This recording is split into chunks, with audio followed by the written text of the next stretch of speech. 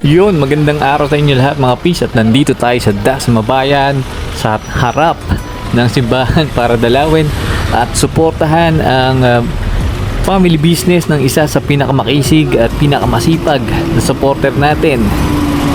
At yan ay walang iba kundi si Kuya Marcelino. Ayan, mukhang nauhaw si Kuya, palamig. Pagod na uwaw.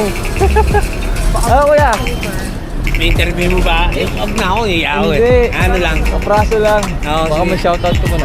Shoutout nga pala sa mga pogi. Kagaya ko. Alright, so mukhang alam niyo na mga peace kung ano ang business ni Kuya Marcelino. At syempre, yan ang flower shop nila, no? So makikita nyo, ready na para bilhin to mga to. So meron tayong mga roses dyan, pink, white, red. Meron din tayong mga sunflower at kung ano-ano pa. Syempre, meron ding isahan, tatluhan, isang dosena. At yan ay nakabukay na mga peace. Nakita nyo naman kung gano'ng karaming tao ang bumibili dito mga peace, lalong-lalo na. At bukas ay araw ng mga pusa. Alright. So, napaka-ganda ng mga bulaklak dito mga peace.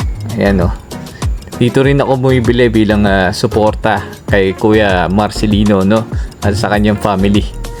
Ayos na ayos dito mga peace. Kaya kung ako sa inyo, dayuhin nyo na to bago magkaubusan. Talagang sulit na sulit at mapapaligayan nyo ang inyong mga mahal sa buhay kapag nabigyan nyo ng mga bulaklak na katulad ng nakikita nyo sa video. Ayos na ayos to mga peace. Alright, so again mga peace, dito lang yan sa Dasmabayan, no? Sa harap ng simbahan, gilid ng 7-Eleven. Kaya ano pang hinihintay nyo mga boys?